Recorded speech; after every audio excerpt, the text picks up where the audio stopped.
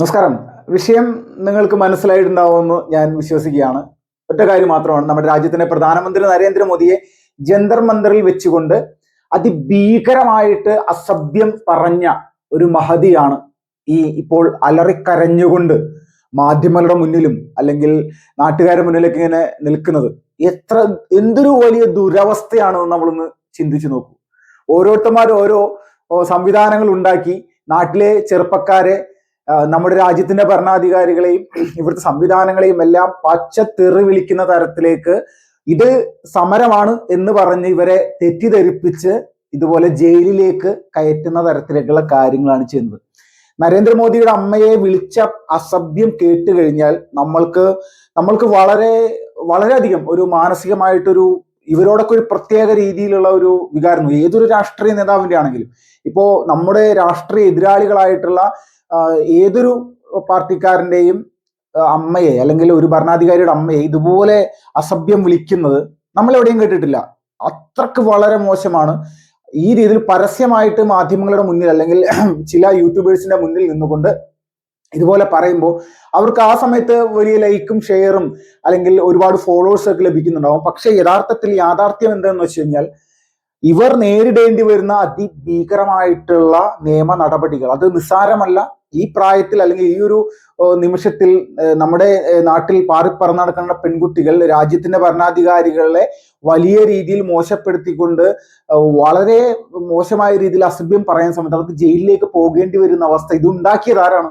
ഇതുണ്ടാക്കിയത് യഥാർത്ഥത്തിൽ അബ്ദിക്കെ അല്ലെങ്കിൽ ഈ സൗരവ് പോലെയുള്ള ആളുകൾ തന്നെയാണ്. ഇവരൊരാൾ പോലും ഇതുപോലെ അസഭ്യം പറയുന്ന ആളുകളെ തള്ളിപ്പറയാനോ അവർക്കെതിരെ ഒരു നിലപാടെടുക്കാനോ തയ്യാറായില്ല എന്നുള്ളത് തന്നെയാണ് ഈ രാജ്യം എടുത്തു നോക്കുന്ന സമയത്ത് ഇവരെല്ലാവരും സീറോ ആയി മാറുന്നത്. ഇന്ത്യ മഹാരാജ്യത്ത് മറ്റൊരു ജൂനിയർ പപ്പു ഉടലെടുത്തു എന്ന് വേണം നമ്മൾക്ക് ഇതിൽ നിന്ന് മനസ്സിലാക്കണം. അത്രക്ക് വികൃതമായിട്ടുള്ള രീതിയിൽ തന്റെ അനുയായികൾ ഇതുപോലെ സംസാരിച്ചിട്ട് ഒരു തരത്തിലും അതിനെ അപലപിക്കാൻ പോലും തയ്യാറാകാത്ത ഇതുപോലുള്ള ആളുകളാണോ നമ്മുടെ ഭാവി യുവതലമുറ? അല്ലെങ്കിൽ ഇവരാണോ നമ്മുടെ രാജ്യത്തെ നയിക്കേണ്ടത്? അപ്പോൾ ഇതിൽ നിന്ന് നമുക്ക് വ്യക്തമാണ്, നമ്മുടെ രാജ്യത്ത് വലിയ രീതിയിൽ അരക്ഷിതാവസ്ഥ ഉണ്ടാക്കാനും അനാവശ്യമായ കയ്യടികൾ ലഭിക്കാൻ വേണ്ടി ഒരു പട്ടി ഷോയാണ് ഇവർ ജന്തർ മന്ദറിൽ നടത്തിയത് എന്നുള്ളതിൽ തർക്കമില്ല. ഇത് തന്നെയാണ് ഇതിന്റെ ഒരു ഏറ്റവും വലിയ ഉദാഹരണമാണ് ഈ പെൺകുട്ടി സ്വന്തം പിതാവിനെ വിളിച്ചുകൊണ്ട് വലിയ രീതിയിൽ കരഞ്ഞുകൊണ്ടിരിക്കുന്നത്. കരയുക എന്ന് പറഞ്ഞു കഴിഞ്ഞാൽ അത് നിസ്സാരമല്ല, ചങ്ക് പൊട്ടിയിടുന്ന കര. കാരണം വെച്ചാൽ ഇതൊക്കെ ഇങ്ങനെ പറഞ്ഞാൽ അല്ലെങ്കിൽ ഇങ്ങനെയുള്ള ടോക്കുകൾ അടിച്ചു കഴിഞ്ഞാൽ ജയിലിൽ കയറേണ്ടി വരുമോ എന്നുള്ളതാണ് സ്വപ്നത്തിൽ പോലും ചിന്തിച്ചിട്ടില്ല. ആ രീതിയിലാണ് ദില്ലി പോലീസും നോയിഡ പോലീസും ഒക്കെ ഇവർക്കെതിരെ നടപടി എടുത്തുകൊണ്ടിരിക്കുന്നത്. ബീഹാറിലും ഇതിന് സമാനമായിട്ടുള്ള സാഹചര്യങ്ങളാണ് നടന്നിട്ടുള്ളത്. ബീഹാറിൽ ഈ ജൻസി പ്രൊട്ടസ്റ്റുമായി ബന്ധപ്പെട്ടുകൊണ്ട് നിരവധി ചെറുപ്പക്കാരാണ് അവിടെ പോലീസിന്റെ വാഹനങ്ങൾ അടിച്ചു തകർക്കാനായിട്ട് തയ്യാറായത്, അല്ലെങ്കിൽ മറ്റ് സ്ഥാപനങ്ങൾ അടിച്ചു തകർക്കാൻ തയ്യാറായത്, പോലീസിന്റെ ബാരിക്കേഡുകൾ കട്ടുകൊണ്ടുപോവുക, ഇങ്ങനെയുള്ള കലാപരിപാടികൾ കേരളത്തിലെ പല യൂട്യൂബേഴ്സും അല്ലെങ്കിൽ ഇൻസ്റ്റാഗ്രാമിൽ വീഡിയോ ഇടുന്ന പലരും ഇതിനൊക്കെ വലിയ മഹനീയമായിട്ടുള്ള കാര്യമായിട്ട് ഇങ്ങനെ മുന്നോട്ട് വെക്കുകയാണ്. ഇതൊന്നും ഈ പ്രശ്നങ്ങളെല്ലാം അടിച്ചമർത്തിന് ശേഷം ഇവർക്ക് വീട്ടിൽ കിടന്ന് ഉറങ്ങാൻ പറ്റില്ല എന്നുള്ളതിന്റെ ഉദാഹരണമാണ് ഈ പെൺകുട്ടിയുടെയൊക്കെ അവസ്ഥ.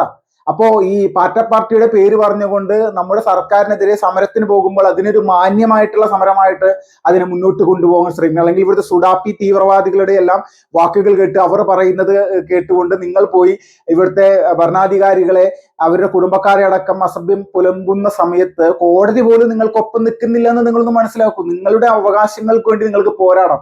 പക്ഷെ നിങ്ങളുടെ അവകാശങ്ങൾ എന്ന് പറഞ്ഞുകൊണ്ട് ഈ രാജ്യത്തെ നശിപ്പിക്കുന്ന തരത്തിലേക്കുള്ള നിലപാടിലേക്ക് നിങ്ങൾ മാറിക്കഴിഞ്ഞാൽ പൂർണ്ണമായിട്ടും അതിനെ പ്രതിരോധിക്കേണ്ട ഉത്തരവാദിത്തം ഈ സർക്കാരിനുണ്ട്, ഇവിടുത്തെ പോലീസ് ഉദ്യോഗസ്ഥന്മാർക്കുണ്ട് എന്നുള്ളതിന്റെ യാഥാർത്ഥ്യമാണ്. എത്രയോ പോലീസ് ഉദ്യോഗസ്ഥന്മാരെയാണ് ഇവിടെ ക്രൂരമായിട്ട് മർദ്ദിച്ചത്.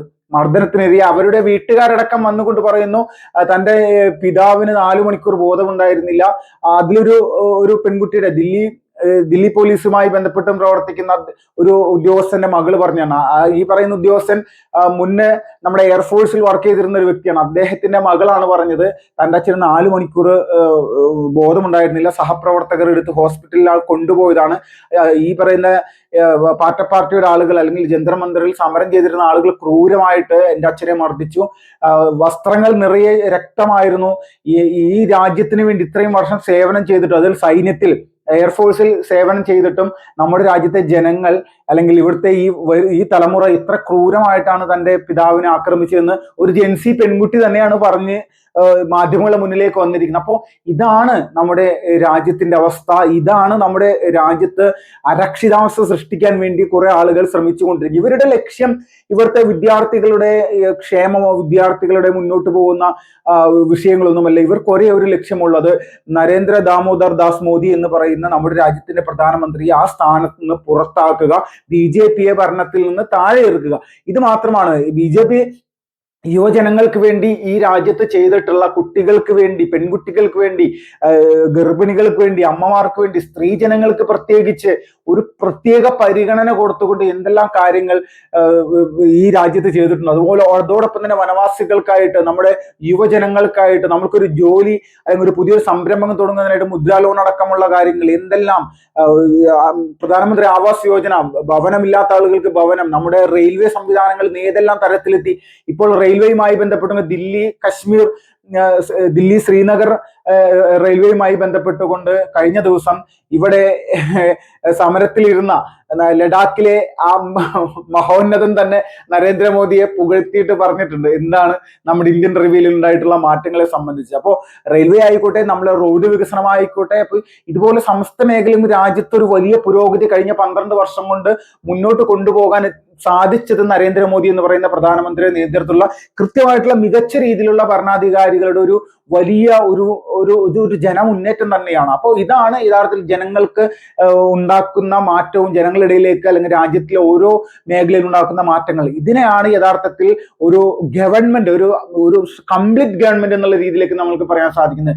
ഇത് തന്നെയാണ് യഥാർത്ഥത്തിൽ നമ്മുടെ രാജ്യം പ്രതീക്ഷിച്ചതും, മോദിയിൽ നിന്ന് പ്രതീക്ഷിച്ചതും ഇത് മാത്രമാണ്. അപ്പോൾ ഇതിനെ ഉൾക്കൊണ്ടുകൊണ്ട് മുന്നോട്ട് പോകുന്നത്, നിങ്ങൾക്ക് അവകാശങ്ങൾ നേടിയെടുക്കുന്നതിന് പകരം നിങ്ങൾ ഇവിടുത്തെ ഭരണാധികാരികളെ വളരെ മോശമായിട്ടുള്ള രീതിയിൽ അശ്ലീലം പറഞ്ഞുകൊണ്ട് മുന്നോട്ട് വരുമ്പോൾ അവിടെ തിരിച്ചും ഇതേ രീതിയിൽ തന്നെ പ്രതികരണങ്ങൾ ഉണ്ടാകും. അതിൽ വിഷമിച്ചിട്ടോ അലറിക്കരഞ്ഞിട്ടോ സ്വന്തം അച്ഛനെ വിളിച്ചിട്ടോ ഒന്നും കാര്യമില്ല. അച്ഛനല്ല, ജനിപ്പിച്ച പിതാവല്ല, പിതാവിന്റെ സഹോദരന്മാരല്ല, അവര് വിളിക്കുന്ന ദൈവങ്ങളല്ല, ആര് വന്നാലും നിയമ സംവിധാനത്തിന്റെ ഉള്ളിൽ നിങ്ങൾ നിയമ നടപടി നേരിട്ടേ മതിയാകൂ. അതുകൊണ്ട് തന്നെയാണ് ദില്ലി പോലീസ് നിങ്ങളെ അറസ്റ്റ് ചെയ്ത സമയത്ത് ഇത്രയ്ക്കും വലിയ രീതിയിലുള്ള പ്രശ്നത്തിലാണോ ഞാൻ പെട്ടിരിക്കുന്നതെന്ന് തിരിച്ചറിയാൻ സാധിച്ചത്. അതുകൊണ്ടാണ് ഇങ്ങനെ അച്ഛനെ വിളിച്ചും അല്ലെങ്കിൽ അമ്മയെ വിളിച്ചും അങ്ങനെ വലിയ രീതിയിൽ കരയാനായിട്ട് നിങ്ങൾക്ക് പറ്റുന്നത്. അപ്പോൾ ഇത് വരാനിരിക്കുന്ന പല സമരങ്ങളിലും നിങ്ങൾക്കൊരു സൂചനയാണ്, നിങ്ങളുടെ കൂടെ നിൽക്കുന്ന പെൺകുട്ടികൾക്ക് എല്ലാവർക്കും ഒരു സൂചനയാണ്.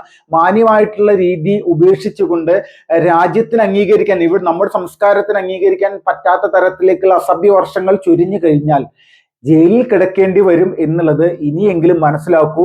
വരും തലമുറ ഇത് ബോധ്യപ്പെട്ട് മാത്രമായിരിക്കണം മുന്നോട്ട് പോകുന്നത്. നമ്മുടെ അംബേദ്കർ എഴുതിയിട്ടുള്ള ഇവിടുത്തെ ഭരണ സംവിധാനങ്ങളെല്ലാം അല്ലെങ്കിൽ നമ്മുടെ ഭരണഘടനാ ശില്പി എഴുതിയിരിക്കുന്ന ഓരോ സംവിധാനങ്ങളും നിങ്ങൾ പൊതുവേദി ഉയർത്തി കാണിക്കുന്ന സമയത്ത് ആ അംബേദ്കർ അല്ലെങ്കിൽ ഈ നിയമ സംവിധാനത്തിൽ എഴുതി വെച്ചിട്ടുള്ള ഒരു കാര്യമാണ് ഇതുപോലെയുള്ള അസഭ്യം പറയുന്നതിനെതിരെയുള്ള നടപടിക്രമങ്ങൾ. അപ്പൊ അതുകൂടി നിങ്ങൾ ഈ ഭരണഘടനയും ഈ നിയമ ബുക്കുകളൊക്കെ എടുത്ത് മുന്നോട്ട് വെക്കുന്ന സമയത്ത് ഇതൊക്കെ ഒന്ന് വായിച്ച് മനസ്സിലാക്കേണ്ട ഉത്തരവാദിത്വം കൂടി ഉണ്ടെന്ന് മാത്രമേ ഈ ഒരു സമയത്ത് പറയാനുള്ളൂ.